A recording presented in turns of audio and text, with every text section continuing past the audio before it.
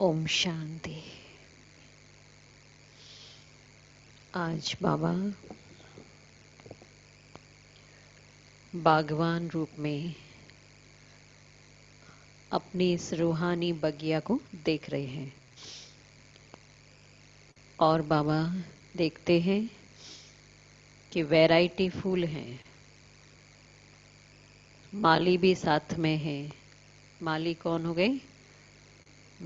ब्रह्मा बाबा। बाद में तो फिर अनेक माली भी तैयार हो गए। तो बाबा कहते हैं कि बगीचा लगाने में तो बहुत मेहनत होती है और उसकी संभाल भी करनी पड़ती है। जंगल को लगाने में कोई मेहनत नहीं करनी पड़ती है। तो बाबा को कितनी मेहनत करनी पड़ रही है और इसके लिए बाबा आकर एक एक कांटे को फूल बना रहे हैं या कांटों को फूल बनाए जा रहे हैं। तो बाबा ने कहा अभी हर एक देखो कि हम कहाँ तक फूल बने हैं। हमारे में विकारों के कांटे पूरी तरह से समाप्त हो गए या अभी भी कुछ रह गए हैं। तो यदि अभी भी थोड़े से रह गए हैं तो उसको भी खत्म करना है, क्योंकि अभी इस चैतन्य में भी ये पूरी दुनिया ही फिर से खुशबूदार बगीचा बनने वाली है, जहाँ पर कोई भी कांटा नहीं होगा, कोई एक दूसरे को दुख नहीं देगा। तो वही संस्कारों को अभी बनाना है। तो बाबा ने कहा भी देखो हर एक की हम कौन से फूल हैं। फूल भी नंबरवार होते हैं ना। कोई फूल तो होता है कि जो रोज ही काम में आता है, देवताओं के या भगवान के ऊपर चढ़ाया जाता है। और कोई कोई फूल होते हैं कि केवल बगीचे की शोभा ही बढ़ाते हैं, बाकी उसका कोई इतना उसको काम में नहीं लेते हैं। और कोई फूलों की तो कितनी चीज़ें बनती हैं, जैसे गुलाब का फूल है, इसलिए गुलाब के फूल की भी बहुत महिमा होती है ना। और बाबा ने भी बच्चों को टाइटल क्या दिया? रूहे गुलाब। तो ये बनना है। इसलिए बाबा की आज पूरी वाणी में ये लहर चल रही है। बार बार बाबा कह रहे हैं कि मैं अपना बगीचा देखता हूँ। चलो तो सुनते हैं आज के महावाक्य।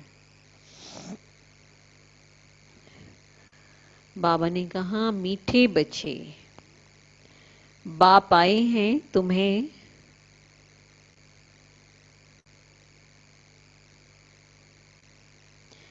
ज्ञान से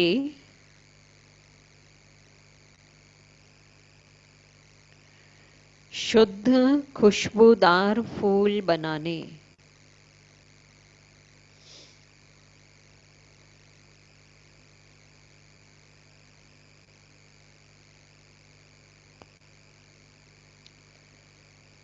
तुम्हें कांटा नहीं बनना है।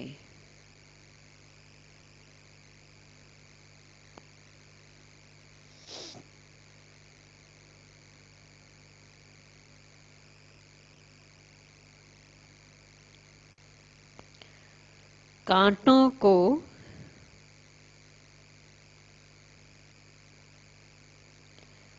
इस सभा में नहीं लाना है।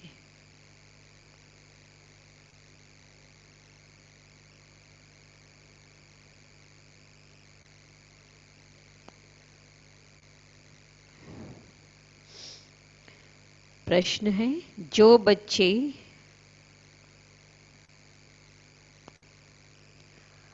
याद की यात्रा में मेहनत करते हैं,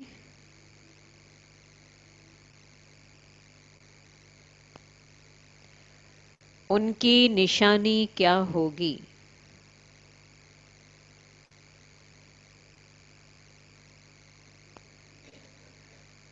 हैं? हमेशा खुश में रहेंगे और अच्छा बहुत मीठे होंगे।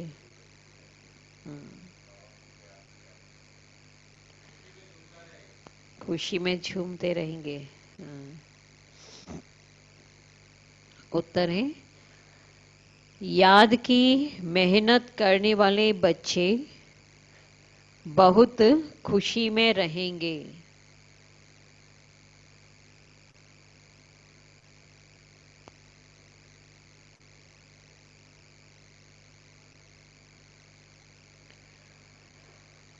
बुद्धि में रहेगा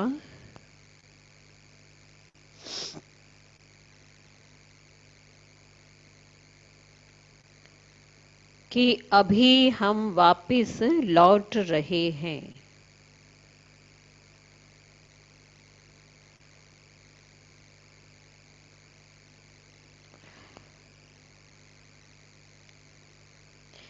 फिर हमें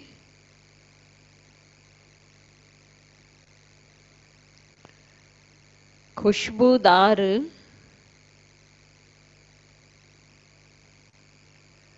फूलों के बगीचे में जाना है।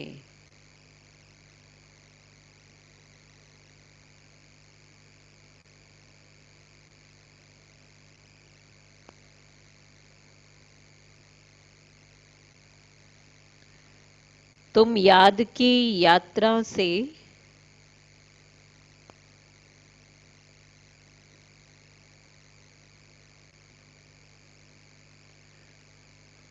खुशबूदार बनते हो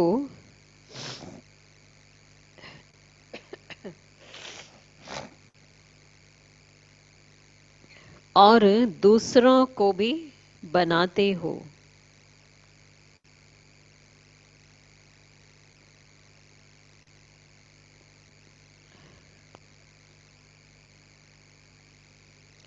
ओम शांति। बाबा कहते हैं बागवान भी बैठा है, माली भी है, फूल भी है। ये नई बात है ना। कोई नया अगर सुने तो कहेंगे कि ये क्या कहते हैं, बागवान, फूल आदि ये सब क्या बात है। ऐसी बातें तो कभी शास्त्रों में सुनी नहीं। तुम बच्चे जानते हो, याद भी करते हैं बागवान खिवैया को। अब यहाँ आए हैं यहाँ से पार ले जाने। बाप कहते हैं याद की यात्रा पर रहना है। अपने को आपे ही देखो कि हम कितना दूर जा रहे हैं, कितनी अपनी सतो प्रधान अवस्था तक पहुंचे हैं। जितना सतो प्रधान अवस्था होती जाएगी तो समझेंगे अभी हम लौट रहे हैं। घर याद आता रहेगा। और तो कहाँ तक हम पहुंचे हैं, सारा मदार है याद की यात्रा पर। और खुशी भी चढ़ी रहेगी। जो जितनी जितनी मेहनत करते हैं उतना उनमें खुशी आएगी। जैसे इम्तिहान के दिन होते हैं तो स्टूडेंट समझ जाते हैं ना कि हम कहाँ तक पास होंगे। मेहनत करने वाले बच्चों को तो खुशी होती है कि बस ये एग्ज़ाम पास करके फिर दूसरी क्लास में जाएंगे। यहाँ भी ऐसे है, हर एक बच्चा अपने को जानते हैं कि कहाँ तक हम खुशबूदार फूल बने हैं, कितना खुशबूदार फिर औरों को बनाते हैं, खुद भी कितना बने हैं और औरों को कितना बनाते हैं। यह गाया ही जाता है कांटों का जंगल। ये है अभी कलयुग है, कांटों का जंगल, और वह है फूलों का बगीचा सतयुग।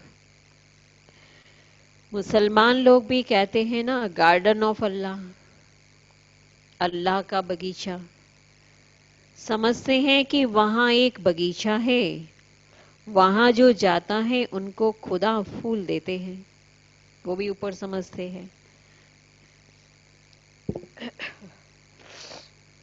मन में जो कामना होती है वह पूरी करते हैं, ऐसा समझते हैं। बाकी ऐसे तो कोई है नहीं ना कि कोई फूल उठाकर देते हैं।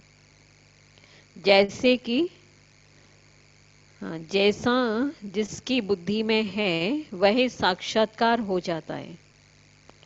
है ना, वहां भी बताते हैं किसी किसी को साक्षात्कार होता है कि अल्लाह ने फूल दिया और वो जैसे फूल लेकर हम आए, तो ये साक्षात्कार होता है। यहाँ साक्षात्कार पर कुछ भी नहीं है। वो लोग को खुशी होती है साक्षात्कार होने से, लेकिन यहाँ बाबा ने कहा साक्षात्कार का कोई इतना महत्व नहीं है। भक्ति मार्ग में तो साक्षात्कार के लिए गला भी काट देते हैं। मीरा को साक्षात्कार हुआ, उनका कितना मान है, साक्षात्कार के आधार पे तो मान है उसका। अब वह है भक्ति मार्ग। भक्ति को आधा कल्प चलना ही है, ज्ञान तो है ही नहीं ना। तो ज्ञान मार्ग में तो शुरू में कितनों को साक्षात्कार हुआ है ना, बहुतों को, कृष्ण का तो बहुतों को ही हुआ था। कितनों को तो ब्रह्मा बाबा को देखते ही श्री कृष्ण का ही साक्षात्कार होता रहता था। तो कोई इतना महत्व नहीं है कि जिनको साक्षात्कार हो गया तो सारा उनका जैसे स्वर्ग में फिक्स हो गया पद। यहाँ तो है पुरुषार्थ के ऊपर में, और वहां भक्ति में कि साक्षात्कार हुआ माना सोचते हैं कि ये तो कृष्णमय हो गई, भगवान में लीन हो गई, और यहाँ साक्षात्कार पे कुछ भी नहीं है। तो बाबा ने बताया है कि भक्ति मार्ग को आधा कल्प चलना है, ज्ञान तो है नहीं। वेदों आदि का बहुत मान है, कहते हैं वेद तो हमारे प्राण हैं। अभी तुम जानते हो यह वेद शास्त्र आदि सब हैं भक्ति मार्ग के लिए। भक्ति का कितना बड़ा विस्तार है, बड़ा झाड़ है। ज्ञान है बीज, अभी ज्ञान से तुम कितने शुद्ध होते हो, खुशबूदार बनते हो। तो यह तुम्हारा बगीचा है। यहाँ कांटा किसी को भी नहीं कहेंगे, क्योंकि यहाँ विकार में कोई जाते नहीं है। तो कहेंगे इस बगीचे में एक भी कांटा नहीं है। कांटा है कलयुग में, संगम युग पे सभी कैसे हैं, निर्विकारी, मतलब सभी अभी अपने को पवित्र बना रहे हैं। इसलिए अभी है पुरुषोत्तम संगम युग, इसमें कांटा कहाँ से आया।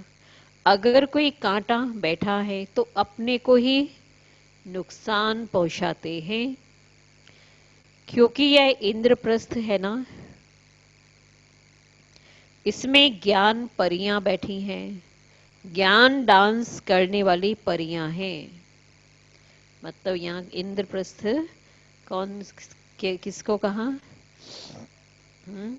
शिव बाबा का जहाँ पधरामणी हुई, मेन तो मधुवन, बाकी सेंटर्स सब हैं वो भी हैं इंद्रप्रस्थ, लेकिन मुख्य तो मधुवन। जबकि बाबा आते हैं उस समय तो कोई भी ऐसे पतित जा नहीं सकते थे। तो बाबा फिर कहते ना, और फिर कौन है सभी यहाँ इंद्रप्रस्थ में, सभी पवित्र बच्चे जिन्होंने बाबा को पहचाना, पवित्रता को धारण किया, वही तो है परियां, ज्ञान परी। मुख्य मुख्य के नाम ही हैं पुखराज परी, नीलम परी आदि भी पड़े हैं। वही फिर 9 रतन गाए जाते हैं। परंतु ये कौन थे यह किसी को भी पता नहीं है। बाप सिर्फ कहते हैं कि मुझे याद करो। तुम बच्चों की बुद्धि में अभी समझ है, 84 का चक्र भी अभी बुद्धि में है।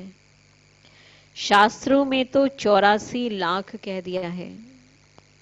तो मीठे मीठे सिकिलधे बच्चों को बाप ने समझाया है कि तुमने 84 जन्म लिए, अब तमो प्रधान से सतो प्रधान बनना है। कितना सहज है ना। भगवान वाच है बच्चों प्रति, माम एकम याद करो। सतो प्रधान बनने के लिए बाबा कहते मुझे याद करो। अभी तुम बच्चे खुशबूदार फूल बनने के लिए अपने को आत्मा समझ बाप को याद करो, और कांटे नहीं बनो। कांटे जो भी हैं उनको पूरी तरह खत्म करो। बार बार वही संस्कार इमर्ज होते रहे तो फूल कब बनेंगे।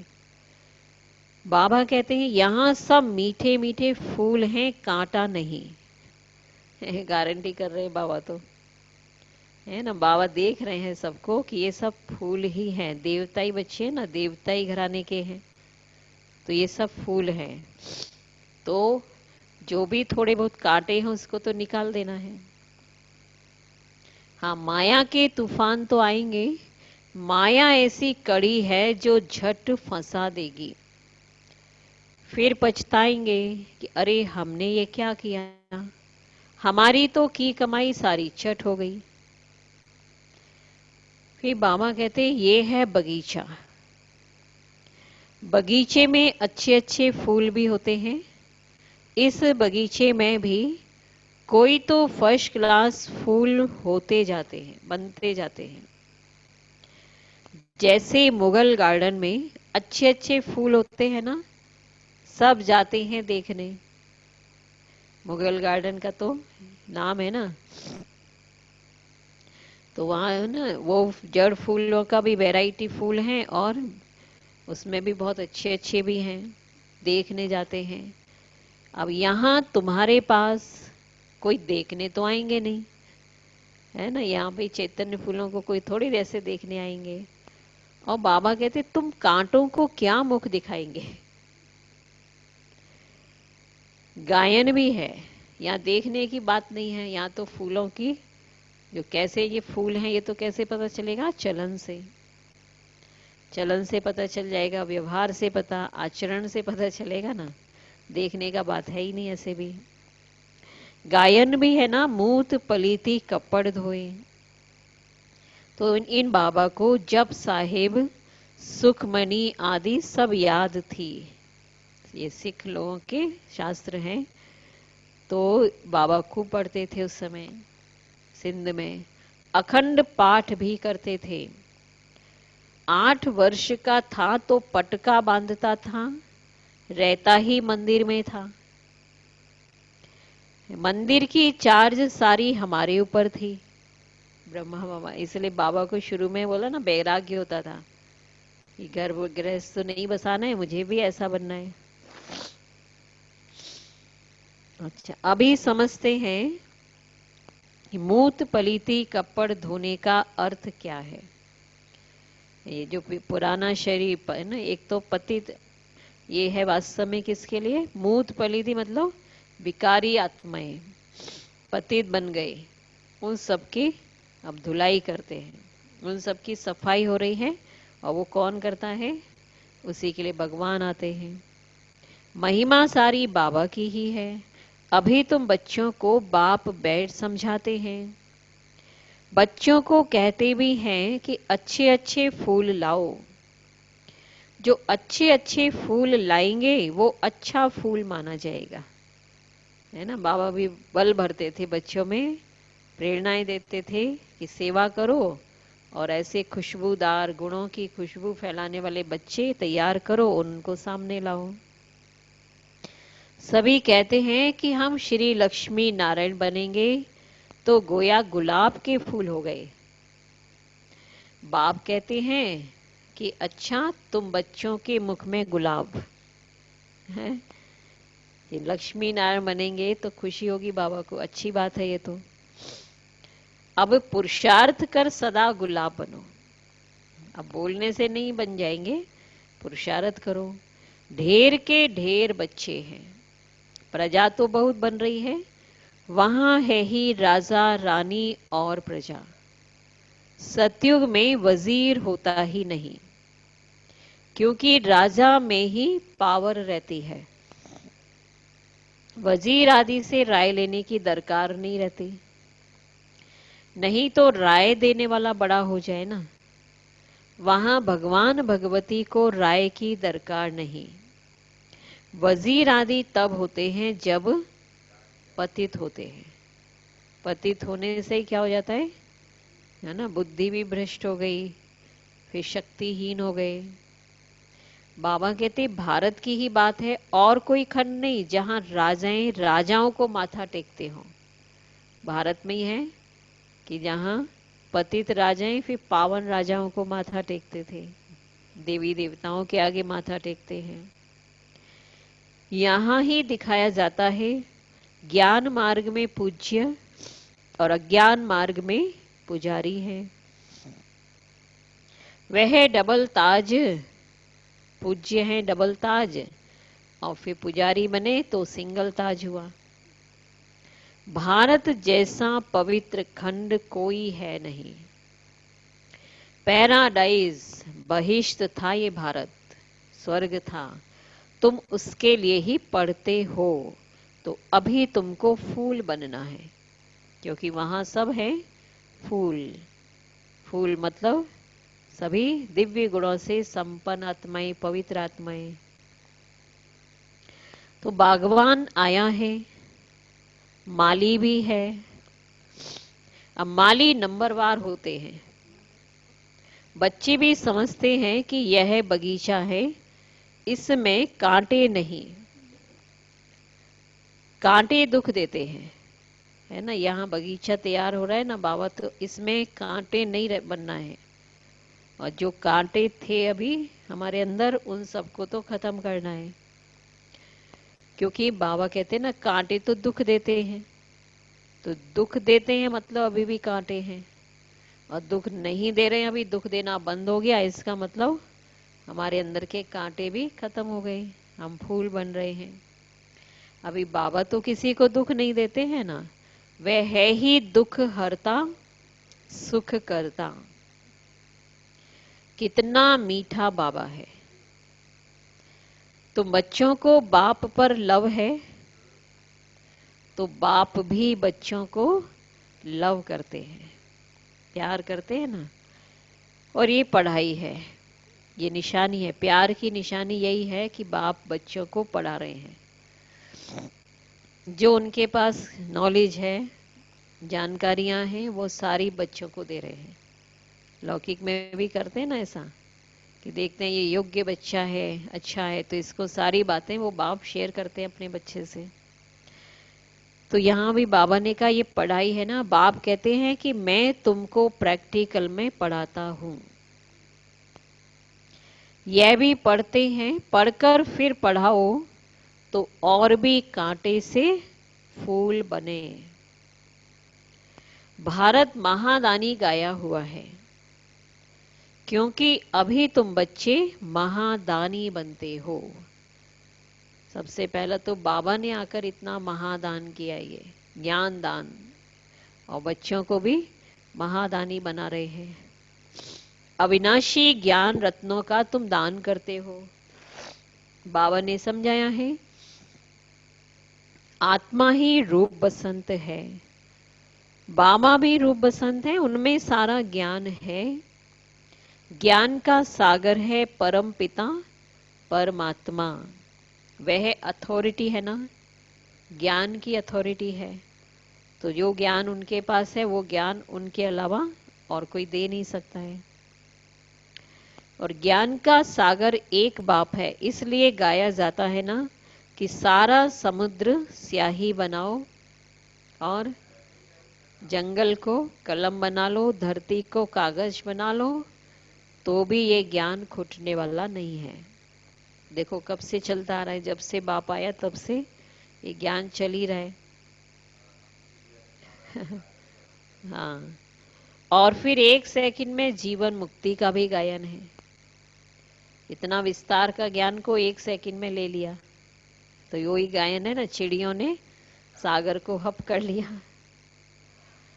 तुम्हारे पास कोई शास्त्र आदि नहीं है, यहाँ वहां कोई पंडित आदि के पास जाएंगे तो समझते हैं ये पंडित तो बहुत पढ़ा हुआ अथॉरिटी है, वो बताएगा मुझे गीता कंठ है, मुझे वेद याद है, मुझे ये याद है ना। तो सोचते हैं ये तो बहुत बड़ा पंडित ज्ञानी है, अरे इसने तो सब वेद शास्त्र कंठ किए हैं, ऐसा सोचेंगे।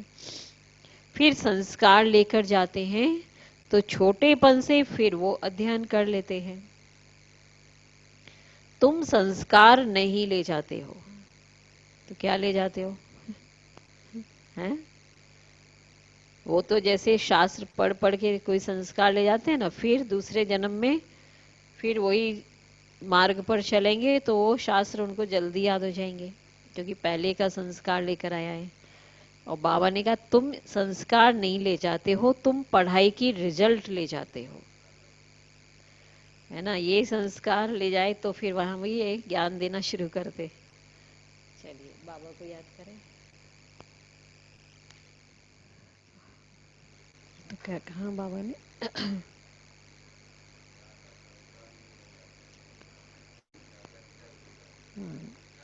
हाँ, पढ़ाई ले, है ना। बाबा ने कहा तो तुम पढ़ाई की रिजल्ट ले जाते हो, तुम्हारी पढ़ाई पूरी हुई, फिर रिजल्ट निकलेगी और वह पद वहां पा लेंगे। ज्ञान थोड़े ले जाएंगे जो वहां किसी को सुनाए। यहाँ तो तुम्हारी पढ़ाई है जिसकी प्रारब्ध नई दुनिया में मिलनी है। तुम बच्चों को बाप ने समझाया है कि माया भी कोई कम शक्तिवान नहीं है। बाबा ध्यान खिंचाते रहते हैं ये बात पे कि माया भी बहुत प्रबल है, कमजोर नहीं समझो माया को। माया की शक्ति, माया को शक्ति मिली है कौन सी? दुर्गति में ले जाने की, परंतु उसकी महिमा थोड़ी ही करेंगे। गिरावट में जो ले जाए उसकी जो महिमा थोड़ी ही करते हैं। वे तो दुख देने में शक्तिमान है ना, और बाप सुख देने में शक्तिमान है, इसलिए उनका गायन है। यह भी ड्रामा बना हुआ है, तुम सुख उठाते हो तो दुख भी उठाते हो। हार और जीत किसकी है इसका भी मालूम होना चाहिए ना। किसकी है? भारत की। बाप भी भारत में आते हैं, जयंती भी भारत में ही मनाते हैं। यह किसी को भी पता नहीं है कि शिव बाबा कब आया, क्या आकर किया, नाम निशान ही गुम कर दिया है। कृष्ण बच्चे का नाम दे दिया है। वास्तव में बिल्वेड बाप की महिमा अलग और कृष्ण की महिमा तो अलग है।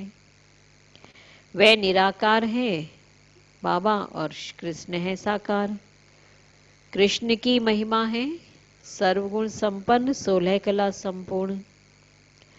शिव बाबा की ये महिमा नहीं करेंगे। जिसमें गुण है तो अवगुण भी होंगे, इसलिए बाप की महिमा ही अलग है, सर्वगुण नहीं बोलेंगे। उनकी महिमा में सागर शब्द आएगा। तो बाबा को अकाल मूरत भी कहते हैं ना। हम भी अकाल मूरत हैं, आत्माएं अकाल मूरत है, काल नहीं खा सकती है। काल तो शरीर को ही खाते हैं, यहां अकाल मूरत को बुलाते हैं। और सत्युग में तो नहीं बुलाएंगे क्योंकि वहां तो सुख ही सुख है, इसलिए गाते भी हैं। क्या गायन होता है कि वहां तो सुख ही सुख है, इसलिए वहां तो बुलाएंगे नहीं। दुख में सुमिरन सब करे, सुख में करे ना कोई, है ना। अभी रावण राज्य में कितना दुख है, इसलिए अभी दुख जब रावण राज्य में शुरू हुआ तब से बाप को याद करना शुरू हुआ। और बाप तो स्वर्ग का मालिक बनाते हैं, फिर वहां आधा कल्प कोई पुकारते ही नहीं है। जैसे लौकिक बाप बच्चों को श्रृंगार कर, वर्षा देकर खुद वानप्रस्थ अवस्था लेते हैं। पहले थे ना लौकिक में ऐसा करते थे, मतलब अपने आप को फ्री कर लेते थे। और पहले था तो वो एकदम से कोई मंदिर में बैठ जाते, कोई तीर्थ पे चले जाते थे। उससे भी पहले था तो जंगल में चले जाते थे, है ना। तो सब कुछ बच्चों को देकर कहेंगे कि अभी हम सत्संग में जाते हैं, कुछ खाने के लिए भेजते रहना। ये बाबा तो ऐसे नहीं कहेंगे ना। यह तो कहते हैं मीठे मीठे बच्चों, हम तुमको विश्व की बादशाही देकर वानप्रस्थ में चले जाएंगे, और हम ऐसे थोड़े कहेंगे कि हमें खाने के लिए भेजना। देखिए बाबा को तो कुछ नहीं चाहिए, वो तो फिर बच्चों को इसलिए पालते हैं लौकिक में तो कि फिर हम बाद में बच्चे हमारी संभाल करेंगे लास्ट तक। और यहाँ तो बाबा कहते हैं हमें तो कुछ इसकी भी इच्छा नहीं है, जरूरत नहीं है। लौकिक बच्चों का तो फर्ज है बाप की संभाल करना, नहीं तो वो खाएंगे कैसे। यही बाप तो कहते हैं कि मैं निष्काम सेवाधारी हूं। मनुष्य कोई निष्काम हो ना सके, कोई ना कोई कामना बहुत मनुष्य को है ही है।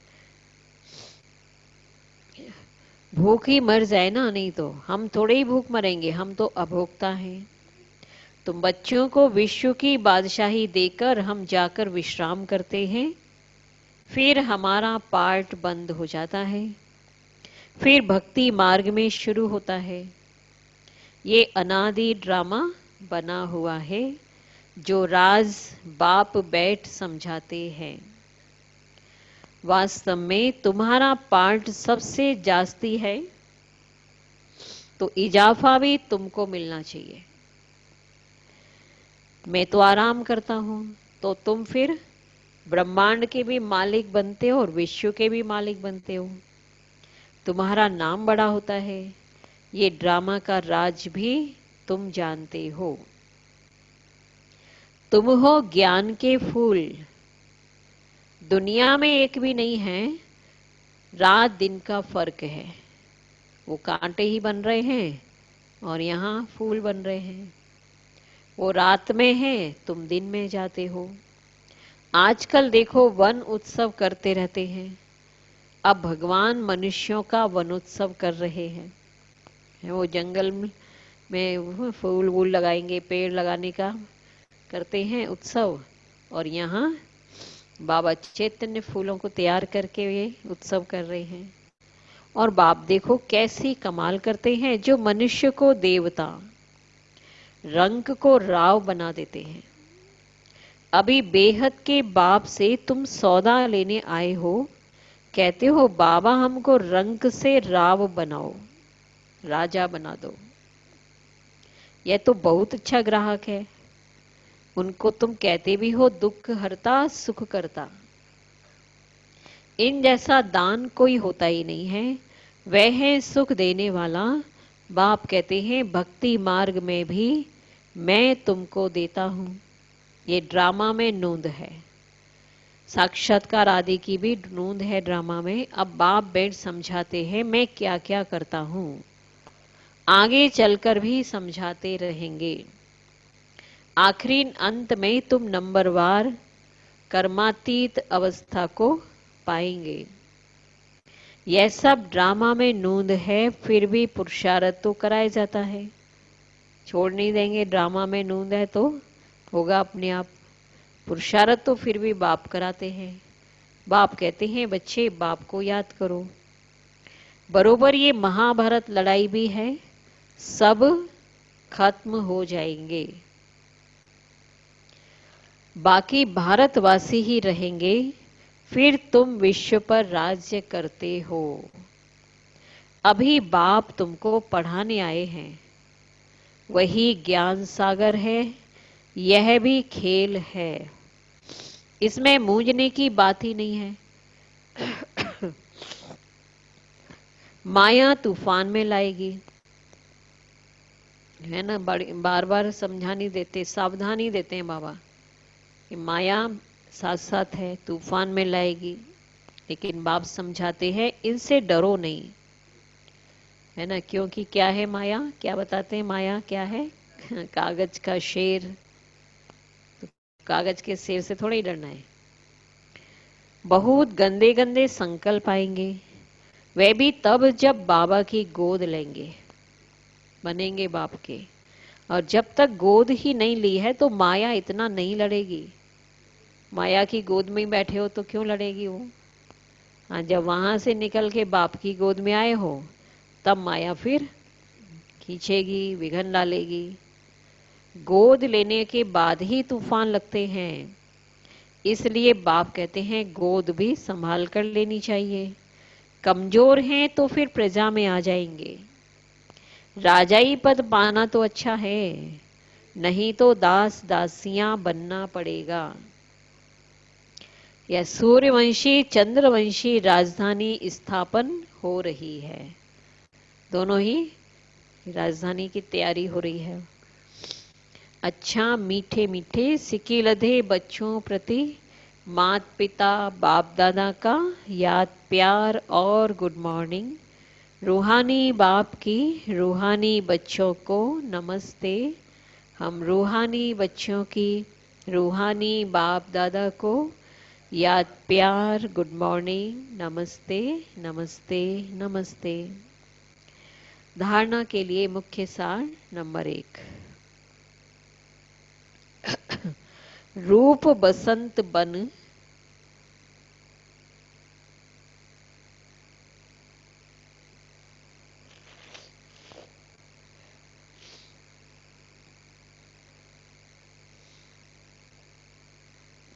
अविनाशी ज्ञान रत्नों का दान कर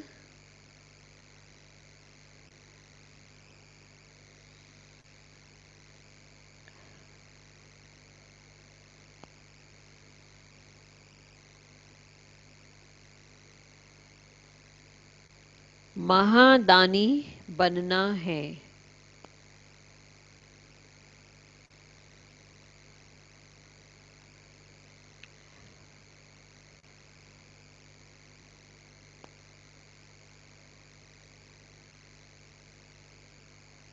जो पढ़ाई पढ़ते हो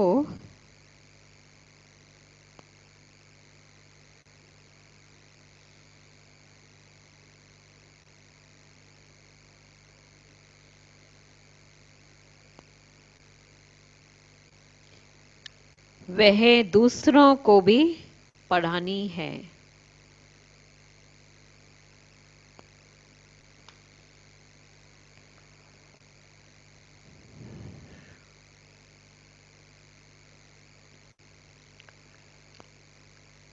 दूसरा नंबर है किसी भी बात में मूंझना व डरना नहीं है।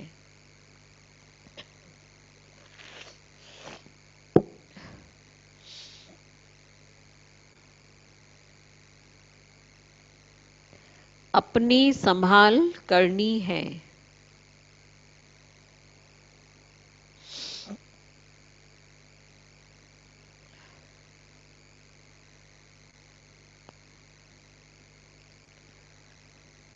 अपने आप से पूछना है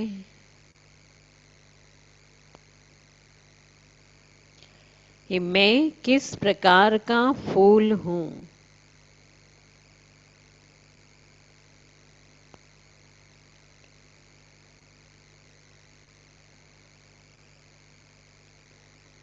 मेरे में कोई बदबू तो नहीं है।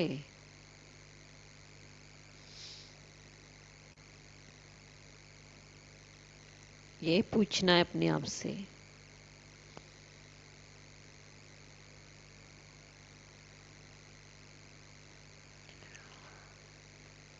वरदान है ना उम्मीदी की चिता पर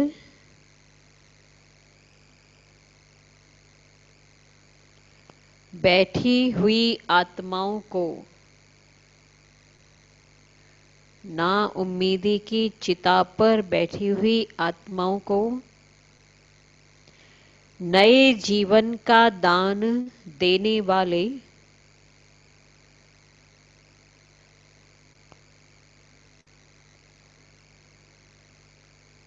त्रिमूर्ति प्राप्तियों से संपन्न भव।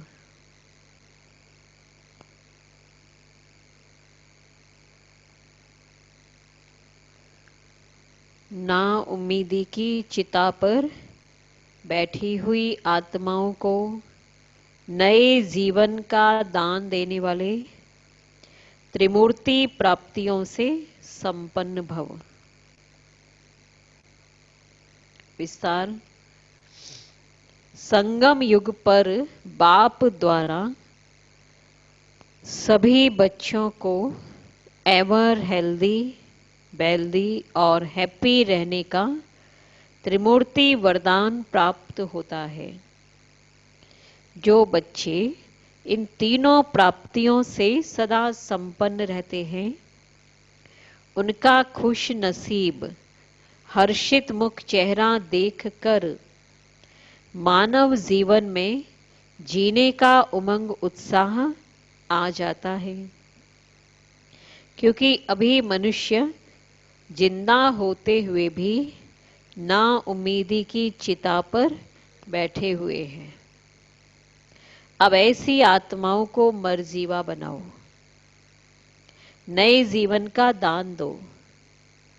सदा स्मृति में रहे कि यह तीनों प्राप्तियां हमारा जन्म सिद्ध अधिकार है।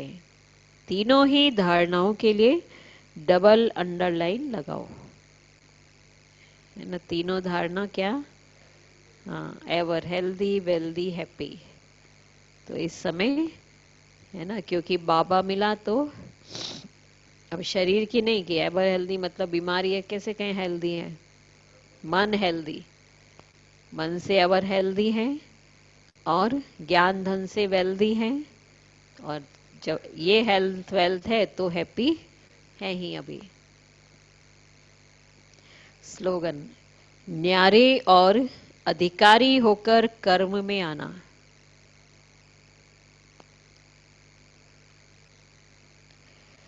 यही बंधन मुक्त स्थिति है।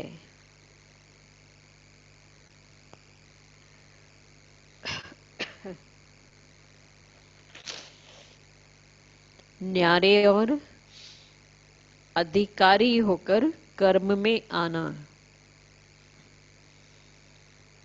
यही बंधन मुक्त स्थिति है।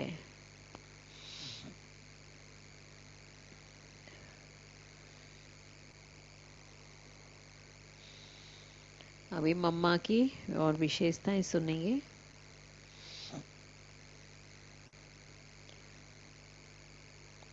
मातेश्वरी जी का यज्ञ से बहुत स्नेह था। वे कहा करती थीं कि यज्ञ की कोई चीज बेकार नहीं जानी चाहिए। एक बार की बात है कि यज्ञ वत्स गेहूं साफ करके बोरी में भर चुके थे। कुछ गेहूं इधर उधर बिखरे हुए थे। मातेश्वरी जी ने ध्यान दिलाते हुए बड़े ही स्नेह से कहा कि एक एक गेहूं का दाना एक एक मोहर के बराबर है। वे यज्ञ की एक एक चीज की कीमत जानती थी एवं बतलाती भी थी। वे कुशल प्रबंधक थी। यज्ञ वत्सों की स्थूल के साथ सूक्ष्म आध्यात्मिक पालना पर भी उनका विशेष ध्यान रहता था। तो मम्मा कुशल प्रशासक के रूप में छोटी उम्र में ही यज्ञ की कारोबार की जिम्मेवारी संभालने के निमित्त बनी और सभी के दिलों को जीत लिया। मम्मा सदैव कहा करती थी कि किसी के भी अवगुणों का चिंतन न कर सदा गुणग्राही बनना चाहिए। सभी आत्माओं की विशेषताओं को देखो, हंस की तरह मोती चुगो। और मम्मा खुद धारणा मूर्त होने के कारण धारणा की क्लास ही ज्यादा कराती थी और वो क्लास सबको बहुत आकर्षित करती थी।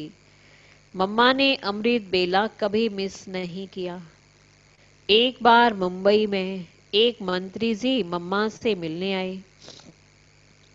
मंत्री जी के जाते जाते रात के 12 बज गए।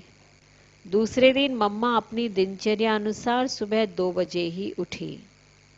उनसे पूछा गया कि मम्मा आप तो करीब 1 बजे सोई होंगी, फिर आप अपने समय पर इतनी जल्दी उठ गई। तो मम्मा ने कहा, देखो उस मिनिस्टर की अपॉइंटमेंट के कारण मैं रात को जाग सकती हूँ, तो सवेरे अमृत बेले मेरी अपॉइंटमेंट हमारे पीयू के साथ होती है, तो ये हम कैसे मिस कर सकते हैं। तो मम्मा ने कभी अमृत बेला मिस नहीं किया। अच्छी धारणा। ओम शांति। शंकर भाई आप सुनाइए। ओम शांति दीदी। ओम शांति। ओम शांति दीदी।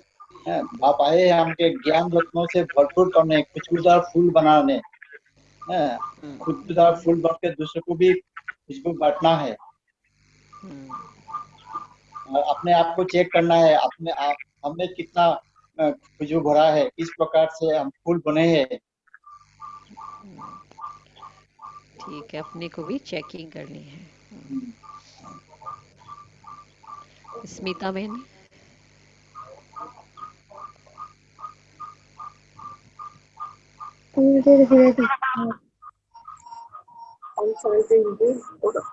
शांति। बाप आकर बच्चों को अभी महादानी बनाते हैं और बाबा ने कहा कि पढ़ाई की जो रिजल्ट है वो लेकर के हम जाते हैं सतयुग में, तो अलग लेकर जाते हैं। कार नहीं ले जाते। तो बाबा ने आज माया के ऊपर कुछ दिन से समझा रहे बाबा ने कि माया बहुत बलवान है परंतु बाबा से शक्तिशाली नहीं है। इसलिए बाबा ने कहा कि कोई मोजना भी नहीं है, कोई बात नहीं है, डरना भी नहीं है, अपने आप को संभाल करके रखना है। क्योंकि समझानी दे दिया बाबा ने। और पुलक भाई बताओ।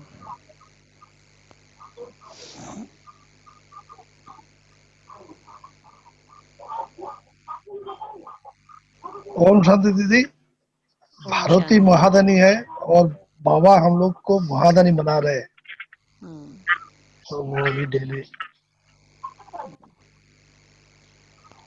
विजय भाई।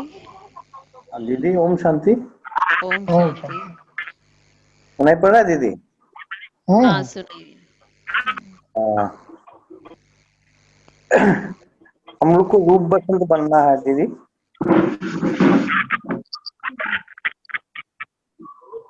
रूप बसंत मतलब ज्ञानी और योगी बनना जोगी है। बनना है बस। रोज मुरली सुन रहे हैं ना आप तो अभी? हाँ सुन रहा हूँ। हाँ, अच्छा है। ठीक है, ओम शांति। ओम चलिए शांति। बाबा को याद करते हैं।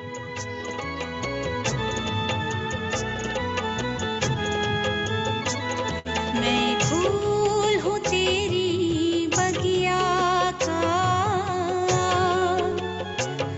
ओ मेरे बागबान।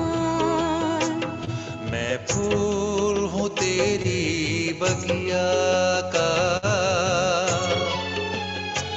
ओ मेरे बागवान। तूने भरी है खुशबू मुझ में, महके सारा जहां। तूने भरी है खुशबू मुझ में, महके सारा जहां। मैं फूल हूँ तेरी बगिया का, ओ मेरे बागबान।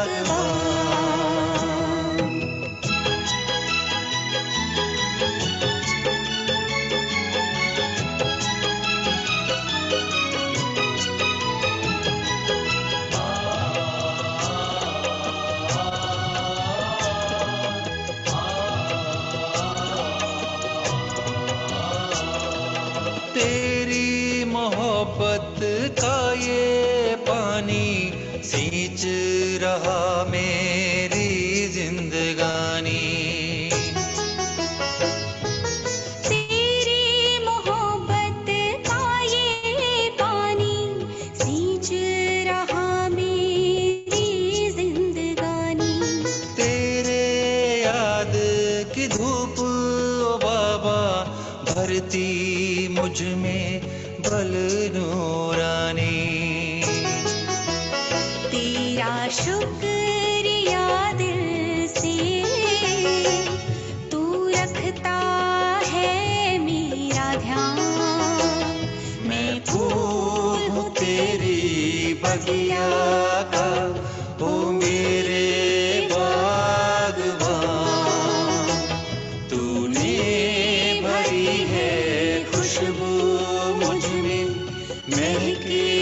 सारा जहां।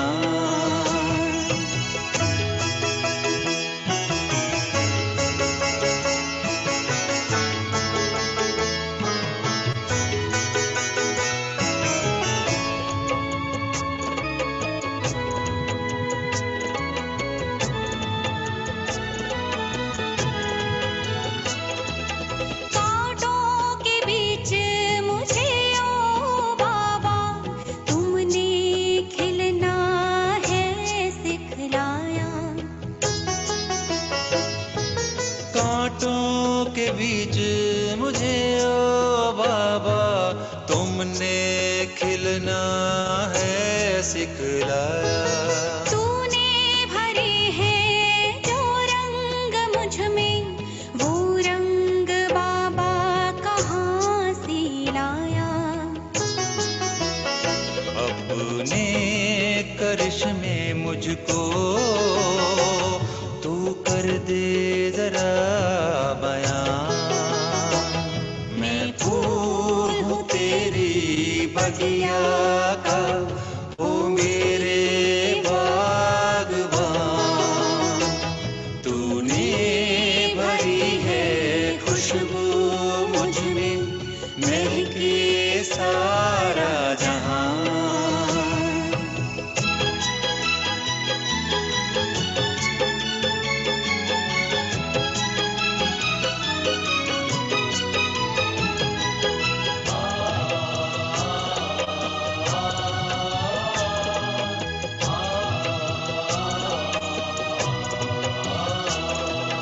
तू बन कर भंवरा ओ बाबा मुझको जगाता है हर रोज। तू बनकर भंवरा ओ बाबा मुझको जगाता है हर रोज। मैं सुन कर सुंदर साज तेरे करता रूहानी हर पल मौज। मिलकर तुमसे बाबा मेरी बढ़ जाती मुस्कान। मैं फूल हूँ तेरी बगिया का, ओ मेरे बागबान।